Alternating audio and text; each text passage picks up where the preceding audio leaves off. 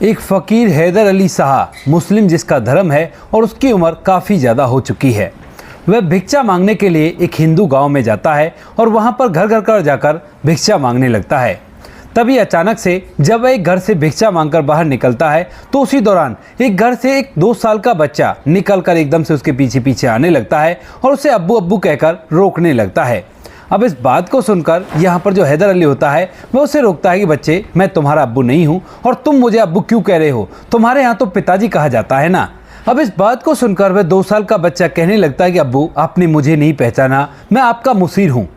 यह बात जैसे वो फ़कीर सुनता है तो एकदम से उसके चेहरे पर पसीना आने लगता है और वह कहने लगता है कि नहीं, तू मेरा मुसीर नहीं हो सकता, वह तो कब का इस दुनिया को छोड़कर जा चुका है और तू ऐसा मत कर। ऐसा कहकर वह व्यक्ति वहां से जाने लगता है और पीछे पीछे वह 2 साल का बच्चा उसके पीछे भागने लगता है। अब तक उस बच्चे के माता पिता आ जाते हैं और उसे पकड़कर वहां से वापस ले जाते हैं।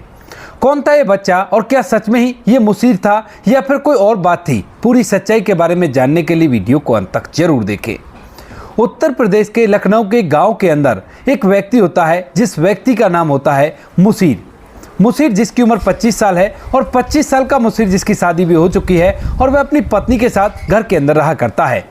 मुसीर का फिलहाल सब्जियों का काम है और वह सब्जियों की रेहड़ी लगाया करता है और रेहड़ी लगाकर अपना गुजारा किया करता है। मुसीर के पिता फ़कीर हैदर अली शाह है और वह इधर उधर भिक्षा मांगकर अपना गुजारा किया करते हैं और उनके परिवार में और भी काफ़ी सारे लोग हैं।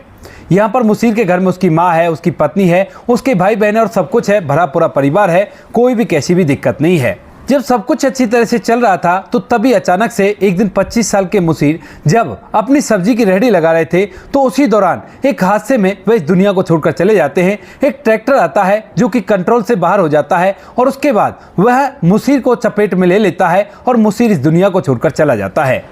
अब मुसीर जब चला गया था तो परिवार के अंदर दुख की लहर दौड़ गई थी और चारों तरफ मातम का माहौल हो जाता है। लेकिन फिर भी जो ऊपर वाले की करनी है उसको भला कौन रोक सकता है और इसको नियति समझ के सभी लोग अब मुसीर का अंतिम संस्कार कर देते हैं और उसके बाद अपनी जिंदगी में व्यस्त हो जाते हैं। अब इन बातों को जैसे धीरे धीरे 1 साल बीतता है तो 1 साल बाद उस गांव से लगभग 12 किलोमीटर दूर एक और गांव होता है जिस गांव के अंदर एक घर के अंदर एक बच्चे का जन्म होता है। बच्चे का जन्म जैसे ही हुआ था तो सभी लोग आपस में चर्चा करने लगते हैं क्योंकि उस बच्चे की छाती के एक साइड में एक गहरा निशान होता है जिसे देखकर कहने लगते हैं कि ये कैसा निशान है और कैसे निशान के साथ ये बच्चा पैदा हुआ है। लेकिन फिर भी वो लोग खुशी मनाते हैं क्योंकि यहाँ पर लड़का हुआ था और लड़के के होने पर आप लोगों को पता ही होगा कि कितनी खुशियाँ मनाई जाती हैं। तो इसके बाद वो लोग खुशियाँ मनाते हैं और उसके बाद उस बच्चे को पालने पोसने लगते हैं। धीरे धीरे समय बीतता है और समय के साथ साथ जैसे वह बच्चा जिसका नाम नरेश कुमार रखा गया था वह 2 साल का होता है तो 2 साल का होने के दौरान वह अजीब तरीके से बैठने लगता है जिस तरह से लोग नमाज पढ़ा करते हैं। अब चूंकि ये घर एक हिंदू का था तो यहाँ पर उसके जो माता पिता होते हैं जब बच्चे को ऐसा बैठता देखते हैं तो उसे बार बार धमकाया करते हैं। तो इसके बाद बच्चा भी समझ जाता है और बिल्कुल भी उनके सामने ऐसे नहीं बैठता है, लेकिन अकेले में दिन में कई बार वो ऐसे कोने में जाकर इस तरह से बैठ जाया करता, घुटनों को मोड़कर और ऐसे किया करता जैसे कि वो नमाज पढ़ रहा हो। अब इस बात को देखकर यहाँ पर उसके माता पिता सोचने लगते हैं कि कोई बात नहीं, बच्चा है, वैसे खेलता खेलता कर लेता होगा और कोई बड़ी बात नहीं है। वो लोग इस बात को ऐसे ही छोड़ देते हैं और धीरे धीरे कुछ समय और बीत जाता है। लेकिन कुछ समय बाद जब यहाँ पर ये बच्चा खेलने के लिए थोड़ा बहुत बाहर जाने लगता है, अभी 2 साल का ही था तो अच्छी तरह से जब बात नहीं करता था लेकिन वो कुछ ऐसी बातें कहता था जिन बातों को उसके दोस्त सुन लेते हैं और उन्हें सुनकर अपने घर पर जाकर उन बातों को दोहराने लगते हैं। होता है ना, कई बार जो बच्चे होते हैं वो दूसरे बच्चे की बातों को सुनकर उसे अपने घर पर दोहराने लगते हैं। अब यहाँ पर जब वो बच्चे अपने घर जाते हैं, उसके दोस्त यानी कि उस नरेश कुमार के जो दोस्त होते हैं वह अपने घर जाकर इन बातों को दोहराते हैं तो उसके बाद उनके माता पिता उन्हें रोकते हैं और कहते हैं कि तू ये क्या कह रहा है, ऐसा तो अक्सर नमाज में कहा करते हैं और तू ऐसा क्यों कर रहा है। तो यहाँ पर जो बच्चे होते हैं वो कहने लगते हैं कि हमने तो ये उसने सिखाया है जिसका नाम नरेश है। अब नरेश इस बच्चे से लगभग 2 साल छोटा था, यानी कि नरेश की उम्र फिलहाल 2 साल थी और ये बच्चा 4 साल का था। अब इस बात को देखकर वह बड़ा ही हैरान होता है और उसके बाद नरेश के पिता से जाकर इस बात की शिकायत करता है। नरेश का पिता कहता है कि वैसे ही बच्चे के मुंह पे आ गया होगा और वैसे ही कह दिया कोई बड़ी बात नहीं है, कोई बात नहीं, तुम अपने बच्चे को समझा दो कि बच्चे से इन बातों को ना सीखे। ऐसा कहकर नरेश का पिता फिलहाल तो इन बातों को टाल देता है, लेकिन आगे एक बहुत बड़ी चीज सामने आने वाली थी। इसके बाद एक दिन अचानक से इस गांव के अंदर काफी दिनों से एक व्यक्ति हर 7 दिन में एक बार भिक्षा मांगने के लिए आया करता है, जिसका नाम है हैदर अली शाह, जो कि एक फकीर है और वह लोगों की झाड़ फूक भी किया करता है। यानी कि जिस तरह से नक्कस वगैरह बना दिया करते हैं या ताबीज वगैरह बना दिया करते हैं, तो इस तरह का काम भी वो किया करता है। यह गांव पूरा हिंदुओं का था और यहाँ पर आकर वह भिक्षा मांगा करता और लोग उसे बड़े ही प्यार से और आदर सम्मान के साथ उसे भिक्षा भी दे दिया करते और अपने बच्चों की जो भी समस्याएं हुआ करते उसके लिए ताबीज वगैरह और नक्कस वगैरह उसी से बनवा लिया करते।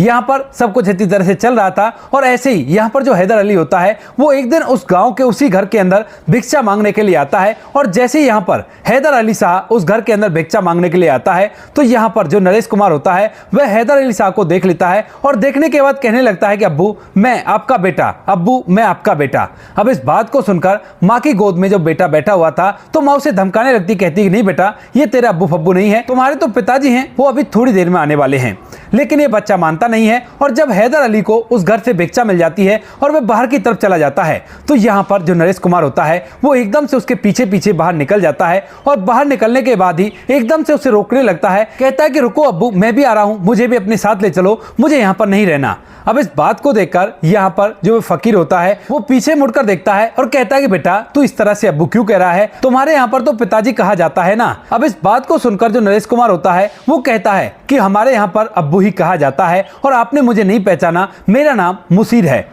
अब इस बात को सुनते ही यहाँ पर जो हैदर अली फकीर होता है उसके चेहरे पर एकदम से पसीना आ जाता है और वह सोचने लगता है ये कह क्या रहा है। वो कहता है कि बेटा देखो, इस तरह से मजाक नहीं किया करते और मैं तुम्हारा कोई अब्बू फब्बू नहीं हूँ और तुझे कैसे पता मुसीर के बारे में। तो यहाँ पर जो वह लड़का होता है नरेश, वो कहता है कि अब्बू मैं आपका बेटा ही हूँ और मेरा ये दूसरा जन्म हुआ है। इस बात को सुनकर यहाँ पर जो हैदर अली होता है वो एकदम से और भी ज्यादा भौचक्का रह जाता है, क्योंकि वह अपने धर्म के प्रति काफी ज्यादा सजग था और उसे पता था कि उसके धर्म के अंदर ये पुनर्जन्म का कॉन्सेप्ट बिल्कुल भी नहीं है और कोई भी पुनर्जन्म को नहीं माना करता। और वह ऊपर से इस तरह के काम भी किया करता है कि लोगों का ताबीज वगैरह बनाना, तो वो धार्मिक होना तो जरूरी था और इसी वजह से उसके चेहरे पर पसीने आ जाते हैं और वह कहने लगता है कि नहीं नहीं ऐसा नहीं हो सकता, मेरा बेटा तो काफी दिन पहले इस दुनिया को छोड़कर जा चुका है और तुम मेरे बेटे नहीं हो सकते। ऐसा कहकर वो आगे बढ़ने लगता है और इतनी देर में यहाँ पर जो नरेश कुमार की माँ होती है वह आकर नरेश कुमार को पकड़ लेती है और कहती है कि बेटा तू क्या कह रहा है और चल घर चल, पिताजी तेरे आ गए हैं और वो तुझसे बात करना चाहते हैं। ऐसा कहकर यहाँ पर जो माँ होती है वह उस बेटे को अपने साथ कलेजे से लगाकर वापस से घर ले जाती है और इसके बाद ये बातें यहीं पर शांत हो जाती हैं। हालांकि हैदर अली को एहसास हो गया था कि ये कुछ ना कुछ तो है, वरना ये मेरे बेटे का नाम कैसे जानता, वो भी इतना छोटा सा। लेकिन फिर वो सोचने लगता है कि शायद हो सकता है किसी की शरारत हो इस तरह की बात को भड़काने के लिए, और इसी वजह से वह इस बात पर ज्यादा गौर नहीं देता है और ना ही अपने घर पर जाकर किसी को भी ये बात बताता है। उसके बाद यहाँ पर जो लड़का होता है जिसका नाम नरेश कुमार होता है, उसे पता चल जाता है कि अभी वो छोटा है और ऐसा वैसा कुछ भी नहीं कर सकता और इसीलिए उसे सारी बातें सभी लोगों से छुपानी होंगी, क्योंकि शायद उसे सब कुछ पता था। तो इसी वजह से यहाँ पर जो नरेश कुमार होता है वह अब घर में कम रहा करता है और जैसे ही थोड़ा सा बड़ा होता है तो पास ही के गांव के पास में एक खेत होता है और खेत के बीचों बीच एक जगह बना लेता है। उस जगह में बैठकर चुपके चुपके नमाज पढ़ा करता और नमाज पढ़ते वक्त उसके वर्ड बाहर तक भी सुनाई देते हैं। अब तभी गांव का वही व्यक्ति जिसके लड़के को इसने कुछ ऐसी बातें सिखाई थी वह वहां से निकल रहा था और जब वह इन आवाजों को सुनता है तो उसके बाद गौर से इन आवाजों को सुनने लगता है और ये आवाजें बिल्कुल उन आवाजों से मैच हो रही हैं जो कि मस्जिद के ऊपर लाउडस्पीकर लगकर बोले जाती हैं। और उसी आवाज को सुनकर यहाँ पर जो व्यक्ति होता है वो उस खेत के अंदर जाने लगता है और सोचता है कि इस खेत के अंदर कौन है जो ऐसी आवाजें निकाल रहा है। धीरे धीरे वो खेत के अंदर जाता है और जैसे ही अंदर जाकर देखता है तो यहाँ पर वही लड़का जिसका नाम नरेश कुमार होता है वह अपने घुटनों पर बैठा हुआ है। उसने नीचे कपड़ा बिछा रखा है और कपड़ा बिछाकर वह नमाज अदा कर रहा है। अब इस बात को देखकर यहाँ पर उसकी आंखें फटी के फटी रह जाती हैं। वो एकदम से उसके पिता का नाम लेकर उससे कहने लगता है कि तू यहाँ पर क्या कर रहा है। अब जैसे नरेश कुमार देखता है कि कोई यहाँ पर आ गया है तो वह एकदम से घबरा जाता है और खड़ा होकर अपने उस कपड़े को लेकर फौरन से अपने घर की तरफ भाग जाता है। लेकिन इस व्यक्ति को इस बात को देखकर बिल्कुल भी चैन नहीं होता है और वो सीधा उसके पिता के पास जाता है और उसे पूरी बात बताता है। यहाँ पर जब उसका पिता ये बात सुनता है नरेश का तो वह कहने लगता है कि अरे भाई ऐसा ही हुआ होगा, बच्चा है इसका मन कर रहा होगा और ऐसा इसने कर दिया होगा। लेकिन तभी यहाँ पर वो व्यक्ति कहता है कि अच्छा तुम ये बताओ कि हमारे पूरे गांव के अंदर एक भी मुस्लिम व्यक्ति नहीं है, तो इसे ये कैसे पता कि नमाज कैसे पढ़ी जाती है। और फिर ये उन्हीं बातों को बोल रहा था जो कि लाउड स्पीकर पर बोली जाती हैं। ये बातें उसे कहां से पता चली। मानता हूं कि अभी छोटा है, इसकी उम्र 4 साल है, लेकिन 4 साल का बच्चा इन सभी बातों को कैसे सीख सकता है, क्योंकि 4 साल का बच्चा तो अच्छी तरह से बोल भी नहीं पाता है। ये बातें नरेश का जो पिता होता है उसे भी एकदम से घुमा देती हैं और वह सोचने पर मजबूर होता है कि शायद ये व्यक्ति सही कह रहा है और इस बारे में बच्चे से बात करनी होगी बड़े ही प्यार से और पूछना होगा कि बेटा तुम्हें ये सब चीजें कहां से पता चली, और उसके बाद इन सभी चीजों का पर्दाफाश होगा। ऐसा सोचकर यहाँ पर जो नरेश का पिता होता है वह अपने बेटे के पास जाता है और उससे पूछने लगता है कि बेटा आखिर ये बताओ कि तुम्हें ये सब कुछ कहां से याद है और कैसे तुम इन बातों को कहा करते हो। वह व्यक्ति भी उसके साथ में था और जब वह उस व्यक्ति के सामने ये सारी बातें उससे पूछता है तो यहाँ पर जो नरेश होता है वह अपना सर नीचे कर लेता है और कुछ भी उनसे बात नहीं करता है। लेकिन तभी यहाँ पर जो पिता होता है वो कहता है कि बेटा देखो बिल्कुल भी डरो मत, जो भी बात है तुम मुझे बता दो, आखिर कोई भी तो बात होगी, मैं तुम्हारा साथ दूंगा और सब कुछ ठीक हो जाएगा, ये मैं तुमसे वादा करता हूँ, आखिर मैं तेरा पिता हूं ना। अब इस बात को सुनकर यहाँ पर जो नरेश होता है वो जिसने नीचे की तरफ सर कर रखा था वह आंखें उठाकर यहाँ पर अपने पिता की तरफ देखता है और देखने के बाद कहता है कि वादा करो। तो यहाँ पर जब नरेश अपना हाथ आगे बढ़ाता है तो उसका पिता भी हाथ आगे बढ़ाकर उससे वादा कर देता है और कहता है कि ये बेटा मेरा तुमसे वादा है कि तुम जो भी कहोगे उसको पूरा जरूर करूंगा। इस बात को सुनने के बाद जो नरेश होता है वह उसे बताने लगता है, कहता है कि पिताजी यहाँ से 12 किलोमीटर दूर फलाने नाम का गांव है और उस गांव के अंदर मैं रहा करता था। मेरी सब्जियों का काम था और मेरे घर में मेरी पत्नी भी थी और साथ में मेरे माता पिता थे और मेरा छोटा भाई था और साथ में बड़े भाई थे। हम लोग खुशियों के साथ जीवन जिया करते थे और जो व्यक्ति आता है ना फकीर बनकर यहाँ पर मांगने के लिए, वही मेरा असली पिता है। मैं वहां पर रहा करता था और उसी समय अचानक से एक दिन एक हादसे में मैं इस दुनिया को छोड़कर चला जाता हूं और उसके बाद यहाँ पर आपके घर में मेरा दूसरा जन्म होता है। काफी दिनों तक मैंने बहुत ज्यादा मुसीबतें झेली थी और उसके बाद यहाँ पर जन्म हुआ है। अब इस बात को सुनकर नरेश का जो पिता होता है वो कहने लगता है कि बेटा क्यों मजाक कर रहे हो, ऐसा कुछ भी नहीं है। लेकिन तभी यहाँ पर जो नरेश होता है वह कहता है कि देखो आपने वादा किया था और अब आप मेरे कहे से मुझे एक बार मेरे घर पहुंचा दो, क्योंकि मैं अपने परिवार को देखना चाहता हूं, मुझे परिवार की बहुत ज्यादा याद आया करती है। अब ये बातें नरेश के पिता और उस व्यक्ति ने दोनों ने सुन ली थी और इन्हें सुनने के बाद उन लोगों को पहले तो अपने कानों पर विश्वास नहीं होता कि 4 साल का बच्चा इस तरह से बता सकता है। लेकिन जो वो गांव का नाम बता रहा था ऐसा गांव असलियत में था और उस गांव के बारे में शायद ही इन लोगों ने घर पर बात की होगी और उसके बावजूद भी उस बच्चे को गांव का नाम पता है। तो इसी वजह से ये बातें विश्वास करने पर उनको मजबूर कर देती है और यहाँ पर जो नरेश का पिता होता है वह सोचने लगता है कि बच्चे की बात को कैसे पूरा करूं, उसने तो वहां पर जाने के लिए बोल दिया है। तभी यहाँ पर जो नरेश होता है वो कहता है कि पिताजी अब बताओ हम लोग कब जा रहे हैं। तो यहाँ पर पिता कहता है कि बेटा अभी थोड़ा टाइम लगेगा, मैं पहले गांव वालों से बात कर लेता हूं, क्योंकि वो मुस्लिम गांव है और मुस्लिम लोग पुनर्जन्म पर विश्वास नहीं किया करते। अगर तू ऐसा बता रहा है कि तुम्हारा दूसरा जन्म हुआ है तो वो लोग इस बात पर बिल्कुल भी विश्वास नहीं करेंगे। तो यहाँ पर नरेश कहता है कि पिताजी उस बात को आप मेरे ऊपर छोड़ दो, लोग सच में ही विश्वास करेंगे, क्योंकि मुझे पता है कि मैं सब कुछ जानता हूँ।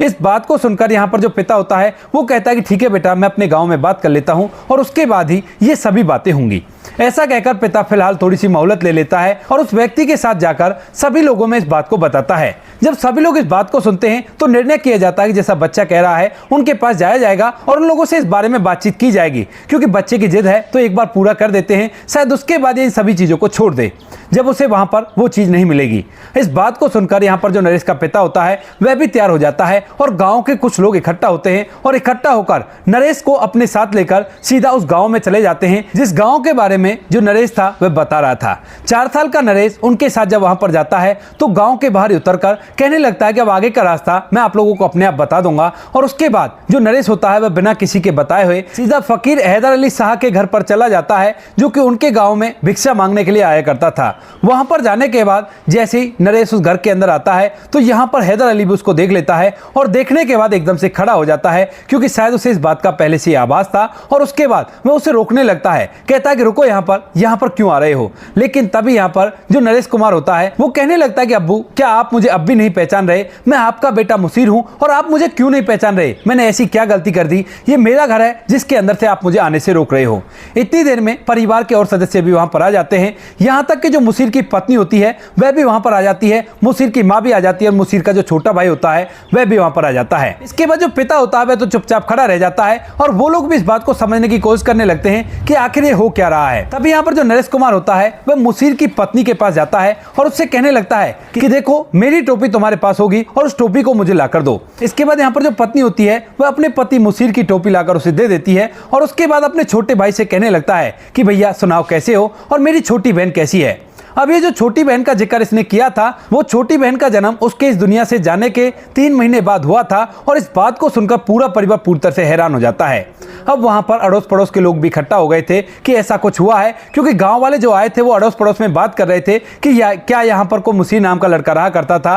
वो इस तरह से इस दुनिया को छोड़कर चला गया था। तो लोगों को इस बात पर विश्वास होने लगता है और सभी लोगों का जमावड़ा वहां पर इकट्ठा हो जाता है। अब जैसे ही सभी लोग वहां पर इकट्ठा होते हैं तो उसके बाद यहां पर नरेश कुमार से पूछा जाता है कि ये बताओ हम कैसे विश्वास करें कि तुम मुसीर का ही पुनर्जन्म है, क्योंकि हमारे धर्म के अंदर तो पुनर्जन्म को माना ही नहीं जाता है। इस बात को सुनकर यहाँ पर जो नरेश होता है वो कहता है कि इसका प्रमाण मैं तुम्हें दूंगा। वह उस भीड़ के अंदर से एक व्यक्ति को आवाज लगाता है और कहता है कि तुम्हारे पास मेरे इतने रुपए थे जो कि तुमने उस दिन मुझसे लिए थे, क्या तुमने वो पैसे मेरे घर वालों को लौटा दिए? तो यहाँ पर वह व्यक्ति इस बात को देखकर एकदम से हैरान हो जाता है, क्योंकि इन पैसों की बात उसके सिवा किसी को भी नहीं पता थी और वो पैसे उसने उसके कब के लौटा दिए थे। इस बात को सुनकर यहाँ पर जो व्यक्ति होता है वह विश्वास करता है और कहता है कि हाँ यार, सच में ही मैंने तेरे वो पैसे तुम्हारे पिताजी को लौटा दिए थे, लेकिन अगर तुम्हें ये बात पता है तो तुम सच में ही मुसीर का ही पुनर्जन्म हो और मैं इस बात पर विश्वास करता हूँ। उसके बाद जो घर वाले होते हैं वो कहने लगते हैं कि नहीं, हमें इस बात पर विश्वास नहीं हो रहा, क्योंकि यहाँ पर जो फकीर हैदर अली साहब थे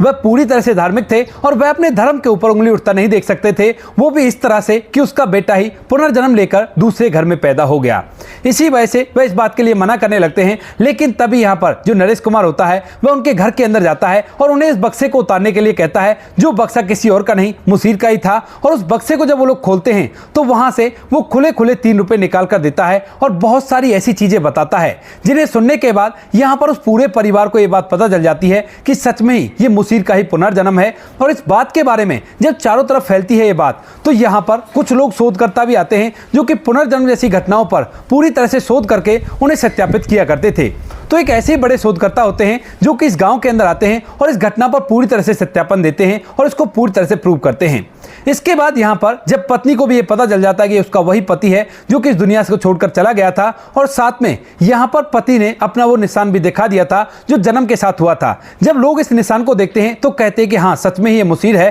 क्योंकि मुसीर को जब अंतिम विदाई दी थी तो उस समय उसके सीने पर इसी जगह पर ऐसा ही निशान था जैसा कि यहाँ पर नरेश कुमार के सीने पर है। इस बात को देखकर उस गांव के ज्यादातर लोग इस बात पर विश्वास कर लेते हैं और इसके बाद यहाँ पर गांव के अंदर छोटी सी पंचायत की जाती है और पंचायत के दौरान ये फैसला किया जाता है कि अब जो भी हो पुनर्जन्म भले ही है, लेकिन इनके घर जन्म हुआ है तो इनके यहाँ पर रहेगा, भले इसका धर्म बदल गया हो। लेकिन उसके बाद से इन दोनों परिवारों के बीच में आपसी मेल भाव काफी ज्यादा बढ़ गया था। ये लोग एक दूसरे के घर तक जाने लगे थे और यहाँ पर जो उस गांव के जितने भी लोग होते हैं उन लोगों को पता चल जाता है कि सबसे बड़ा जो धर्म होता है वो इंसानियत हुआ करती है। ये धर्म तो इंसानों ने बनाए हैं, ना कि इन धर्मों को ऊपर वाला बनाकर भेजता है। इस बात का प्रमाण आपको इंटरनेट पर हर जगह मिल जाएगा अगर आप लोग सर्च करने की कोशिश करोगे तो। और उसके बाद भी अगर आपको विश्वास नहीं होता है तो इसमें हम कुछ भी नहीं कर सकते, क्योंकि कुछ दिनों पहले मैंने एक और पुनर्जन्म की कहानी इसी तरह की बनाई थी और उसको लेकर काफी लोगों ने कमेंट किए थे कि फेक वीडियो है, पैसे कमाने के लिए बनाई गई है। लेकिन आप लोगों को बता दूं कि ये कहानियां सच्ची हुआ करती हैं और जिनके प्रमाण आपको इंटरनेट पर हर जगह मिल जाएंगे और ये सत्यापित भी होती हैं। ये कहानी 1980 की है और 1981 में यहाँ पर जो नरेश कुमार है उसका जन्म हुआ था। फिलहाल वो 44 साल के हैं और अपने जीवन को आराम से व्यतीत कर रहे हैं। यहाँ पर जो नरेश कुमार है, जिस तरह से हर पुनर्जन्म की घटना में हुआ करता है कि बचपन में तो सारी यादें हुआ करती हैं, लेकिन जिस तरह से व्यक्ति बड़ा होता है तो उसी दौरान अपनी सारी यादों को धीरे धीरे भूलता चला जाता है और इसी तरह से इनके साथ भी हुआ है। फिलहाल इन्हें अपने पुनर्जन्म की कोई भी बात याद नहीं है, लेकिन उस टाइम पर पूरे गांव को इस बात के बारे में पता चल गया था कि इस तरह से 4 साल का जो नरेश कुमार है वो दूसरे गांव में अपने परिवार के साथ साथ गांव के कुछ लोगों को लेकर चला गया था और यह घटना पूरी तरह से सत्यापित हो गई थी। तो दोस्तों ये थी आज की कहानी। आपको जैसी भी लगी हो कमेंट सेक्शन में बता देना। वीडियो अगर अच्छी लगी हो तो वीडियो को लाइक और चैनल को सब्सक्राइब जरूर करें ताकि हमें थोड़ा सा हौसला मिल सके आप लोगों के लिए ऐसी अच्छे वीडियो बनाने के लिए। इन कहानियों को सुनाने का उद्देश्य किसी की भावनाओं को ठेस पहुंचाना या किसी को दुख पहुंचाना नहीं है। ये कहानी आपको इसलिए सुनाई जाती है ताकि आप लोग इन कहानियों में से कुछ ना कुछ सीख सको और अपने जीवन में उस चीज को अप्लाई कर सको। मिलते हैं किसी नेक्स्ट वीडियो नए टॉपिक के साथ, तब तक के लिए जय हिंद, जय भारत, जय हिंदुस्तान।